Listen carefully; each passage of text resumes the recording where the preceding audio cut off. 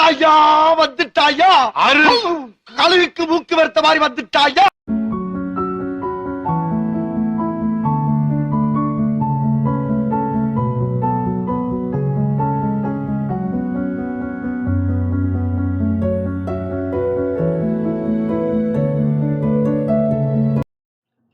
அன்பு தமிழ் நண்பர்களே வணக்கம்.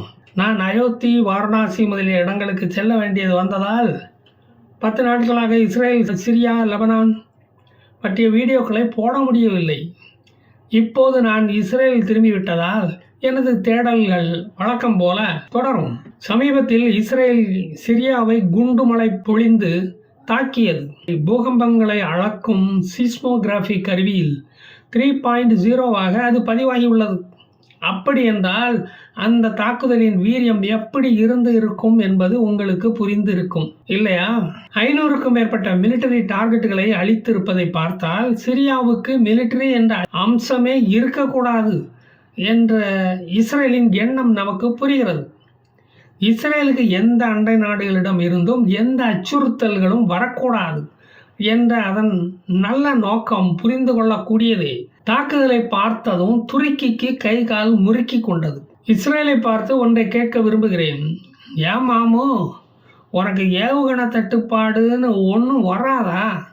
தமிழக ரேஷன் கடைகளில் பருப்பு இல்லை, கோதுமை இல்லை, சீனி இல்லை, ஸ்டாக்கு வந்தால் தான் உண்டு என்கிற மாதிரி ஒரு நாளைக்கும் சொல்ல மாட்டேங்கிறிய. உன் பாட்டுக்கு எந்த நாட்டுக்கு மேலேயும் கஞ்சத்தனம் இல்லாம குண்டு மழை பொழியறதுல நீ பாரி வெள்ளலாம் இருக்கிறியாப்பா. சமீபத்தில் கூட டார்டஸ் என்ற இடத்தில் நீ போட்ட குண்டு சீஸ்மோ கருவியில் 3.0 என்று பதிவாகி இருக்கிறது. கடந்த 10 ஆண்டுகளில் சிரியா பார்க்காத கடுமையான ஒரு தாக்குதல் என்று சொல்லப்படுகிறது. அது மெய்யாலுமாதோர சிரியா நாட்டு மக்கள் கொல்ராண்டா போ என்று கத்தி கதறியதாக இந்த முறை அவர்களால் சொல்ல முடியவில்லை. ஏம்னா தாக்கி அழிச்சது பூராவும் ஆசாத் பொங்கி வச்சுக்கிட்டு போன மிலிட்டரி பானைகள். அந்த மிலிட்டரி பானைகள் வெடிச்சு சிதறினதை பார்க்க முடியல. ஏம்னா அத்தனை புகை மூட்டம். வெடிக்கிற ஃபிளாஷ் லைட்டை மட்டும்தான் மக்களால் பார்க்க முடிந்தது. டார்டஸ் பகுதியில் இருந்த ரஷ்ய படைகள் தங்கள் பகுதியில் இருந்து மிலிட்டரி பேஸ்கள் சேதமடைந்ததால் வெளியேறிவிட்டன. தங்களது கையாலாகத்தனத்தை வெளியே சொல்ல முடியுமா? உடைபட்ட மூக்கை சீந்த கூட முடியாமல் அவர்கள் வெளியேறிவிட்டார்கள். நீ உக்ரைனுக்கு வேணுமான டெரராக இருக்கலாம், இஸ்ரேலுக்கு நீ எல்லாம் ஒரு கண்ணாடி மிரர் தான். இதற்கிடையில் பிணைய கைதிகளை விடுவிக்க பேச்சுவார்த்தை நடத்த மொசாத், IDF, RSA மெம்பர்கள் எல்லாம் கத்தாருக்கு போயிருக்கிறார்களாம். அதனால அயத்துல்லா கோமனியின் ஆக்சிஸ் ஆஃப் ஈவில் இஸ்ரேல் என்ற இராணுவ நடவடிக்கை தோல்வி அடைந்ததை கூட பொருட்படுத்தாமல் இஸ்ரேலின் மரணத்தை பார்த்துவிட்டே நான் மண்டையை போடுவேன் அப்படின்னு சூளுரைத்துள்ளார். பாவம், எந்த இஸ்லாமிய தலைவர்களும் அதை மட்டும் பார்க்காமலேயே மண்டையை போட்டுக்கிட்டு போயிடுறாங்களே. அதை பார்க்க நமக்கு தான் ரொம்ப கஷ்டமா இருக்கு. என்ன செய்ய, கண்ணீரை தொடச்சிக்க வேண்டியதுதான். துருக்கியில் தஞ்சமடைந்துள்ள சிரியா நாட்டு அகதிகள் நாடு திரும்ப யூரோப்பியன் யூனியன் நாடுகள் 1 பில்லியன் யூரோக்களை நிதியாக கொடுப்பதாக அறிவித்துள்ளது. தீவிரவாத நாடுகளை தீவிரமாக ஆதரிப்பதற்கு கிறிஸ்தவ நாடுகள் ஏன் இப்படி முண்டி அடிச்சுக்கிட்டு போட்டி போட்டுக்கொண்டு முன் வருகின்றன என்று எனக்கு தெரியவில்லை. வேட்டைக்குள்ள போன ஓனான எவ்வளவு சீக்கிரம் வெளியே எடுத்து விட்டா குடைச்சல் குறையுமோ அப்படின்னு அவங்க நினைக்கிறாங்களோ என்னவோ. வேட்டைக்குள்ள போன ஓனான வெளியே எடுத்து விட்டுட்டா போதும்னு நினைக்கிறாங்களோ என்னவோ. குடைச்சலில் இருந்து விடுதலை பெறுவது நோக்கமாக இருக்கலாம் இல்லையா? நாம் என்ன கண்டோம்? தற்போதைய ஹமாஸின் மனமாற்றத்திற்கு காரணம் ஹிஸ்புல்லா நம்மளை வந்து காப்பாற்ற போகிறதில்லை. கோமனியும் கையை விரிச்சிட்டாரு. அவன் வரமாட்டான், வரவே மாட்டான். அவனை நான் எதுக்கு கூப்பிடணும்?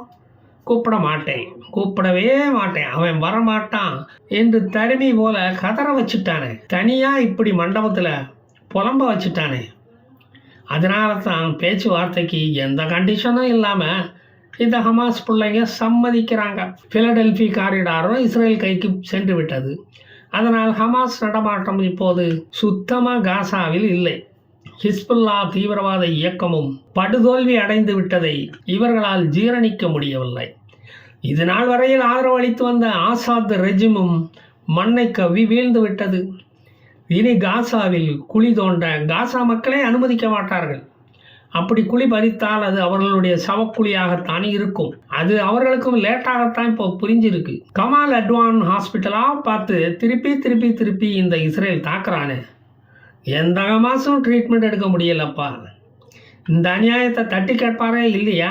கோமெனியை தவிர பயங்கரவாதிகளை வழிநடத்த வேறு தலைவர்களும் இல்லை.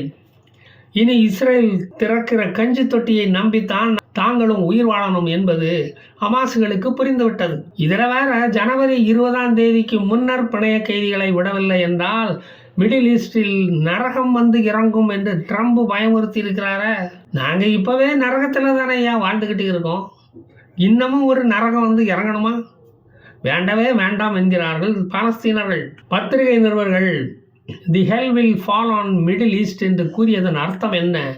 ஈரானை தாக்கி அழிக்கப் போறீர்களா என்று ட்ரம்பிடம் கேட்டதற்கு நேத்தன்யாகுவும் நானும் 20 பிறகு என்ன செய்ய வேண்டும் என்று பேசி முடிவெடுத்து விட்டோம். 20 நியூஸ் எடுக்க நீங்கள் அங்கு வந்தால் உங்களுக்கே அது தெரிந்துவிடும் என்று சூசகமாக பதில் சொல்லி இருக்கிறார். அப்போது கோமெனியின் அழிவு நிச்சயம் என்பது மட்டும் நமக்கு புரிகிறது. இது புரியாமல் death to America, death to England, death to Israel என்று 10ஆம் வசலித்தனமாக கோமெனி முழங்கிக் கொண்டிருக்கிறார். அல்லாஹு அக்பர் என்று போருக்கு முழங்கிக் கொண்டிருக்கிறார் இந்த கோமெனி. இஸ்ரேலோ டெத் டு கோமெனி என்று முழங்காமலே அதை செய்யும். அதையும் நாம் பார்க்கத்தான் போகிறோம். இன்டர்நேஷனல் அட்டாமிக் எனர்ஜி ஏஜென்சியின் ஜெனரல் டைரக்டர் ரஃபேல் கரோசி ஈரானுடன் இத்தாலி போட்ட நியூக்ளியர் டீல் கேன்சல் ஆகிவிட்டது. ஈரான் இனி அணு ஆயுத நாடு என்ற அந்தஸ்தை இனி பெறவே முடியாது. அங்கேயெல்லாம் இஸ்ரேல் அதை எப்போவோ ஊற்றி மூடியாச்சு. இனி லூலு மால் வேணுமானா நீங்கள் தொடங்கிக்கலாம்.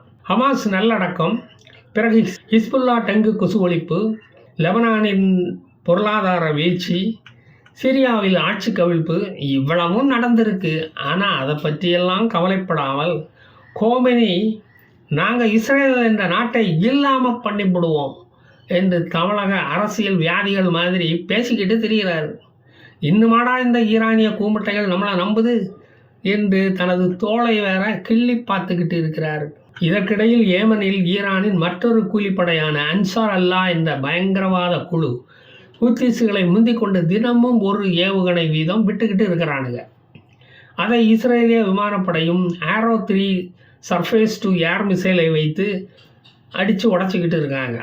ஒரு நாளைக்கு ஒரு ஏவுகணை தான் விடணும்னு பயங்கர கட்டுப்பாடு போல. அதுதான் கட்டுப்பாடான இயக்கமாச்சே, அப்படி தான் இருக்கும். இது தெரியாமல் வெற்றி வெற்றி வெற்றி மேல் வெற்றி வந்து என்னை சேரும் என்று அவர்களின் தலைவன் முழங்கிக்கிட்டு திரியிறான். குளிர்காலத்திலும் மறை கலரும் போல. நீங்கள் ஆயுதம் வாங்காவிட்டாலும் பரவாயில்ல, பிரேதங்களை பேக் பண்ண நிறைய ஷ்ரவுட்ஸ் ஆர்டர் பண்ணி வச்சுக்கோங்கடா, அதுதான் கடைசியில் கை கொடுக்கும். அமெரிக்காவின் மெர்ச்சன்ட் நேவி கப்பலை தாக்கி கொண்டிருந்த ஹூத்திஸ்களின் குகைவிடங்களை கூண்டோடு கைலாசத்துக்கு அனுப்பியது அமெரிக்க இங்கிலாந்து விமானப்படைகள். சிரியாவின் ஆசாத் ரெஜிமின் தோல்வியை தொடர்ந்து ரஷ்ய இராணுவம் இடத்தை காலி பண்ணி கொண்டிருக்கிறது. சிரியாவில் முகமது அல் ஜலானி என்ற அல் கொய்தாவின் பிரிவு இயக்கமான HTS படைகள், அதன் தலைவன் சிரியாவில் ஜனநாயகத்தை நிலைநாட்டுவோம் என்று கூறியிருக்கிறார். அதுதான் 2024ஆம் ஆண்டின் மிகச்சிறந்த ஜோக்காக தேர்வு செய்யப்பட உள்ளது. இஸ்லாமிய நாடுகளில் எந்த நாட்டிலடா ஜனநாயகம் இருக்குது? நீங்கள் என்ன ஓட்டுக்கு 1000 ரூபா கொடுத்தா எலெக்ஷன் நடத்துகிறீங்க? இல்லை மகளிருக்கு 1000 ரூபா கொடுத்து ஓட்டை கன்ஃபார்ம் பண்ணுறீங்களா? அப்போ எப்படி உங்கள் நாட்டில் ஜனநாயகம் தலைக்கும்? நகைகளை பேங்கில் கொண்டு போய் வைங்க, வரப்போவது நம்ம ஆட்சி என்று தைரியமாக சொல்லுற துணிச்சல் நம்பிக்கை உங்களுக்கு இருக்கா? அந்த மாதிரி பேச்சு உங்களிடம் உண்டா?